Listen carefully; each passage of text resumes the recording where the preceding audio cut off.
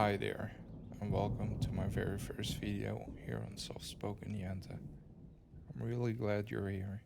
This channel is a quiet space, a little corner where you can unwind, feel safe, and maybe drift off to sleep with a gentle story or two.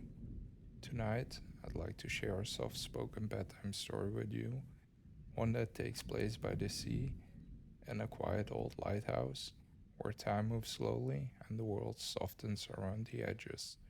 So, if you're ready, find a cozy spot, take a deep breath, close your eyes, and let's begin. Tonight, I'd like to take you on a gentle journey, far away from noise, away from bright lights and busy thoughts, to a place where the world softens and the sea speaks in whispers. There was once a lighthouse that stood at the very edge of a long forgotten coastline, far from towns and cities, far even from ships. It hadn't guided a vessel in years. The sea around it was quiet. The fog often rolled in and lingered like an old friend. The keeper of this lighthouse was a gentle man named Eliot.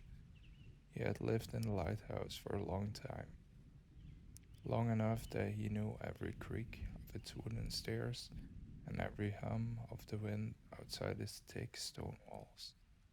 Every morning, Eliot would climb to the top, light the old beacon, and then quietly sit with a cup of tea, looking out over the sea, not to watch for ships, but simply to watch the waves.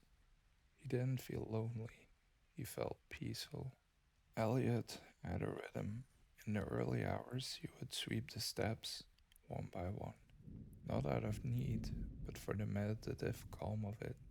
He cooked simple meals, sometimes stew, sometimes porridge. He would sit by the window with a wool blanket over his shoulders, listening to the rain tap in the glass. Each day, the fog would drift in like a slow breath, softening the edges of everything it touched. The sea would roll and sigh. The gulls would cry softly overhead, and Eliot would breathe with the rhythm of the world, slow, steady, undisturbed. One evening, after a night of gentle storm, Eliot wandered down the rocks to the shoreline, where the waves had scattered smooth stones and old driftwood. Among the wood was something odd, a small, sealed bottle with a rolled up piece of paper inside. Eliot opened it carefully, surprised by how crisp the paper remained. It read, "To whoever watches the sea, if you find this, know that you are not forgotten. The world may be noisy elsewhere, but I believe there is still beauty in the quiet places. Maybe you are one of them, a friend." Eliot smiled. He folded the note, tucked it into his pocket, and carried the bottle home. That night, he lit the lantern a little brighter. In the following days, Eliot found himself thinking of the letter. He imagined where it had come from. Maybe a rider in a faraway harbor, or a sailor who liked to tell stories, or a child who believed in magic. He didn't need to know the truth. The mystery itself was a comfort. So Eliot wrote back, "Dear friend, I found your letter on a wind softening morning among driftwood and sea foam. Your words brought warmth to a quiet place. I, too, believe there is beauty in stillness. Thank you." He placed a note in a bottle, and when the tide was right, he sent it drifting back out to sea. Months passed, and the lighthouse remained as steady as ever. But now, Eliot would sometimes see tiny bottles in the surf.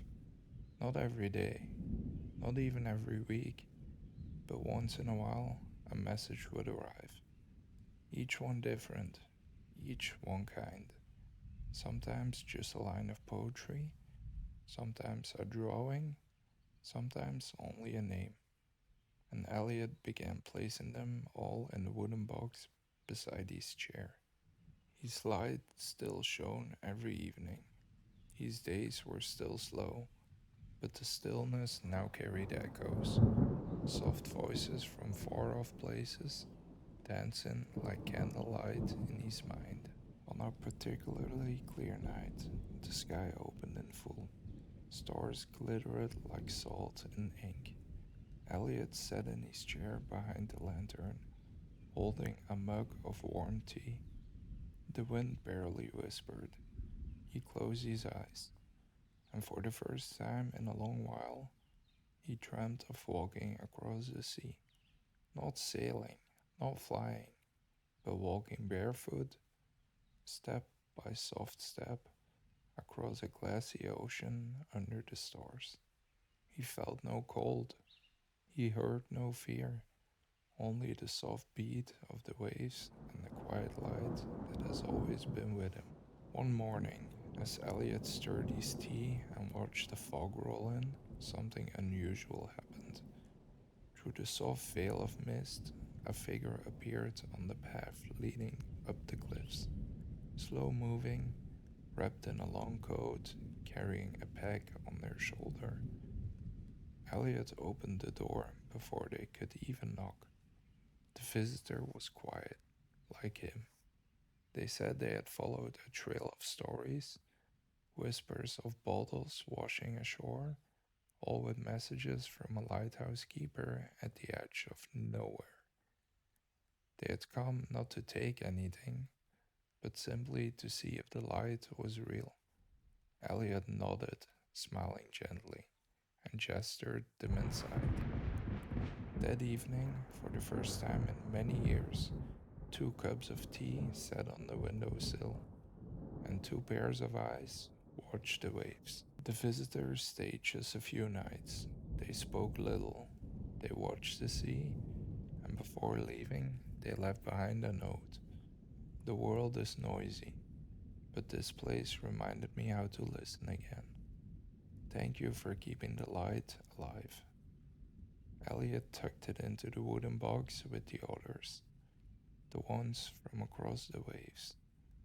Over time, more came, not often, just now and then. A traveler, a rider, a lost soul looking for something they couldn't quite name. They didn't stay forever, but each left a story and took something quieter with them.